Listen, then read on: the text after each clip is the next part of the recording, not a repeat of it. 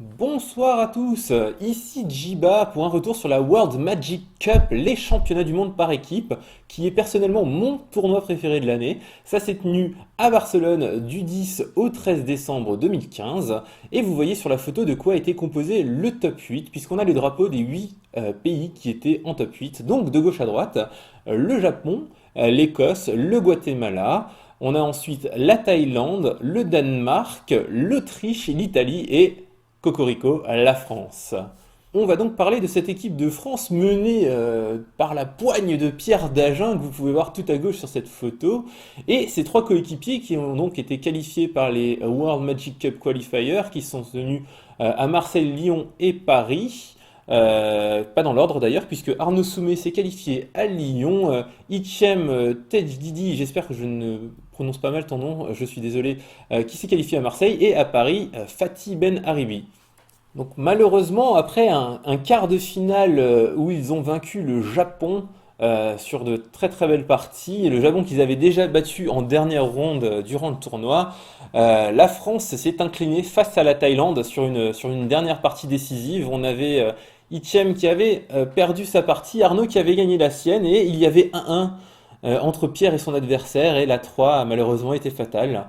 Vous pouvez voir les Thaïlandais très très contents sur cette photo. Malheureusement, les Thaïlandais ont perdu ensuite en finale contre les grands gagnants de cette World Magic Cup qui sont les Italiens. Vous pouvez voir dessus Marco Camiluzzi derrière le capitaine de l'équipe tenant fièrement la coupe à la main. Et comme d'habitude, nous allons retourner voir quel jeu jouaient les Français, car oui, il y en avait plusieurs, puisque c'était un tournoi par équipe. Alors je vous explique brièvement le format. Donc il y avait du paquet scellé par équipe et ce qu'on appelle du Unified Standard, du standard unifié, peut-être on dit comme ça en français. Et l'idée c'est donc que pour chacun des trois decks de l'équipe, vous n'avez le droit qu'à 4 fois la même carte. Donc si un jeu joue 4 fois, je sais pas, Anafenza par exemple, aucun des deux autres jeux n'aura le droit de jouer une copie d'Anafenza. Donc ça a l'air simple comme ça, mais on se rend compte qu'actuellement dans le format standard, il est très compliqué de monter des jeux sans avoir plein de terrains de toutes les couleurs, et donc ça rend la construction de ces jeux-là très compliquée. Les Français ont donc choisi de jouer en premier par Pierre Dagen, Mardu. On peut voir un Mardu agressif, ça revient un peu à de vieux jeux qu'on avait il y a encore 6 mois, 1 an.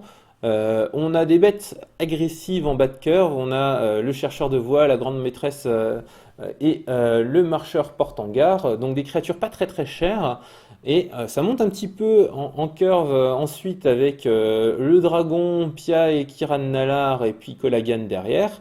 Quelques anti-bêtes pour soutenir la pression. Un petit peu de brûlure aussi et de reach, comme on dit, avec le commandement de Colagan, la fin crépitante, le rugissement draconique et un petit Sarkhan pour la fin de curve qui va bien. On va pas rentrer plus dans le détail puisqu'il y a 3 decks à passer en revue. On passe tout de suite à Atarkared qui était donc joué par Hichem. Un Atarkared qui est très classique. Si vous regardez les vidéos que je fais d'habitude, vous avez déjà vu cette liste-là.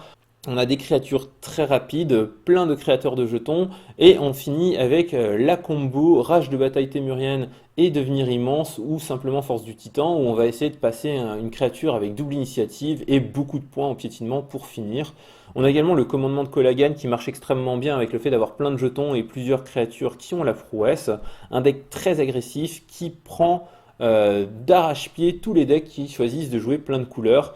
Et comme c'était un format où les jeux devaient être un peu plus faibles qu'à la moyenne, ou au moins un des jeux aurait dû être un peu plus faible qu'à la moyenne, puisqu'il fallait séparer les ressources en 3 jeux, c'est un deck qui était vraiment fait pour attaquer ça. Et je crois que quasiment aucune team sur les championnats du monde n'avait pas son Atarkared. Esper Dragon qui s'allie bien avec les terrains dont ont besoin Atarkared, en fait, tout bêtement. On revient à une liste un peu plus classique, plus proche de ce qu'on avait avant également. On a des Ojutai et des Silumgar, énormément de cartes, directement 4 invocations de Vislance et 4 mépris selon Silumgar pour profiter de Dragon. On a un deck qui est préparé en fait pour les World Magic Cup, puisque en fait on a 4 invocations, ce qui est beaucoup plus que ce qu'on avait ces derniers temps. On a également Négation dans le jeu principal, parce que on savait pertinemment que il y avait de très très fortes chances pour que votre adversaire joue Esper, donc négation c'est très fort contre Esper. De fortes chances pour que votre adversaire joue Atarkared, et négation c'est également très fort contre Atarkared. Et le dernier avait de bonnes chances d'être Abzan, quelle que soit la version d'Abzan, négation c'est pas mal du tout contre Abzan. Donc on voit tout de suite que le jeu est vraiment tuné, est vraiment fait pour le format championnat du monde par équipe. Donc voilà, j'espère que cette vidéo vous a plu. Je vous ai mis une magnifique photo de cette équipe de France, un lien vers ma chaîne YouTube, n'hésitez pas à vous abonner. Et si tout se passe bien, je vais essayer de les voir pour faire une petite vidéo retour sur les championnats du monde. Si avec les fêtes, on arrive à se trouver du temps pour nous tous. Et on se retrouve pour une prochaine vidéo très bientôt.